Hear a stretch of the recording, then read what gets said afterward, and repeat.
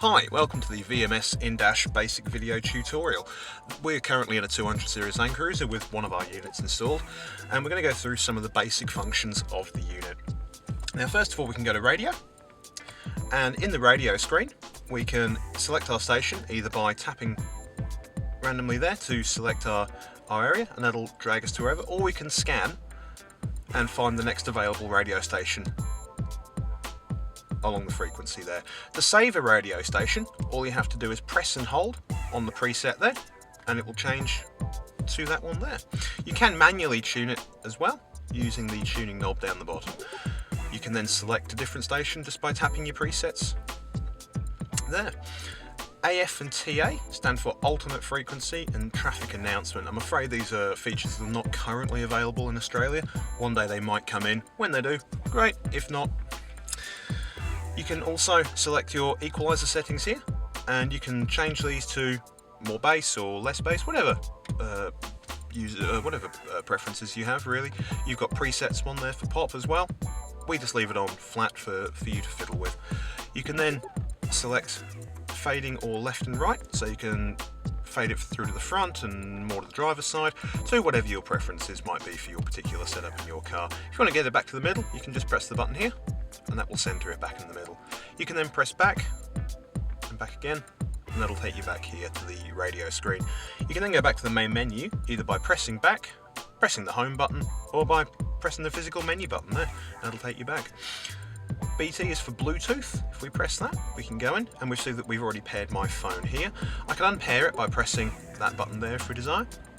I can then press here and type in whatever number I want to type in, or we can go to the phone book, and I can download all my contacts. I won't do it now because it will take a little while, but if I press that, it'll come up with a little menu waiting thing here, and it will download all of my contacts.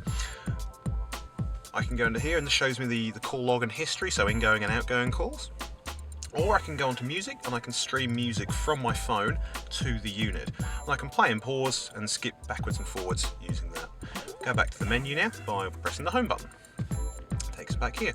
iPod, we click on the iPod. It'll load up the iPod that we have in here. I apologise if there's bad music, this isn't my iPod. But we don't have an iPod connected. Auxiliary. Normally the auxiliary is in the front of the unit or coming out the back, depending on where it is on this unit. It's at the front there. Again, if you have something plugged into auxiliary, it'll start playing from that. If you want to, as a side note, if you want to shut the unit up, if you want to just have the navigation going, so telling you to turn left at Smith Street and not have any radio noise in the background, you can just select auxiliary and then, provided there's nothing plugged into it, and then press navigation, and that will then give you all your navigation instructions, but without any noise in the background. Go back to the menu now. SD card. There is a spare SD card. There are two SD card slots in the units. One of them is for map, which has all the GPS data in there, all the software and all the maps and everything else. The other one, TF, Trans Flash it stands for, and that's a secondary card slot where you can put music on a secondary card and play it directly off the SD card. DVD. If there's DVD in there, we could put a DVD in the top there and play our DVD or CD even through there. USB, again, if we have a USB plugged in, we can fire that up and get a list and a folder list of all our songs on the USB. AV in, there's a secondary set of yellow, red and white outputs on the back of the unit, which you would have to set up for yourself, but you could put a secondary camera or a PlayStation or something like that in there. If you go into setup, we can then start playing with some interesting things. Boot logo is locked from factory. You cannot change that at all. Go into general. You can turn beep on or off, so the unit will rather irritatingly beep at you all the time. Personally, we like to have that off. USB storage. You can either have this set to R for rear or F for front. Front uses the one on the front of the unit. Rear normally comes out the glove box. It will depend on the individual car though. Mute when reversing. When you put the car into reverse, it will mute any audio that you have going, so the radio will mute, or MP3 player, or whatever it might be. LED key colour. On some models this does change the LED key colour, not on all though. Restore to factory settings will restore all of the above settings and every other setting to factory.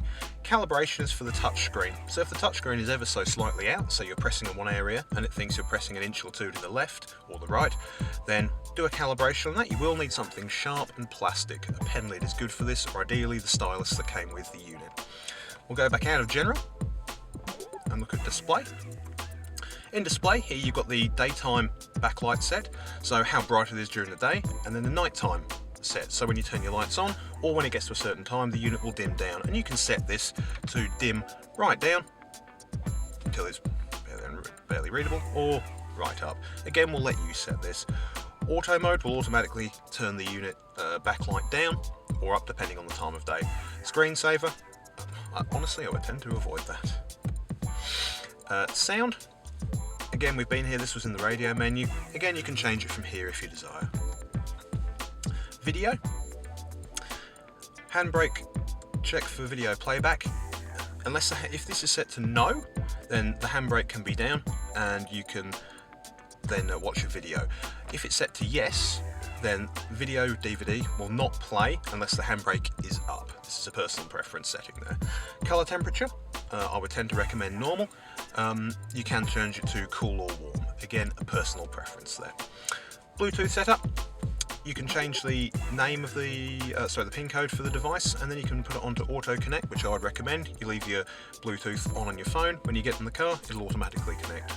Auto answer, so when somebody rings you up, it will automatically pick up the phone call for you.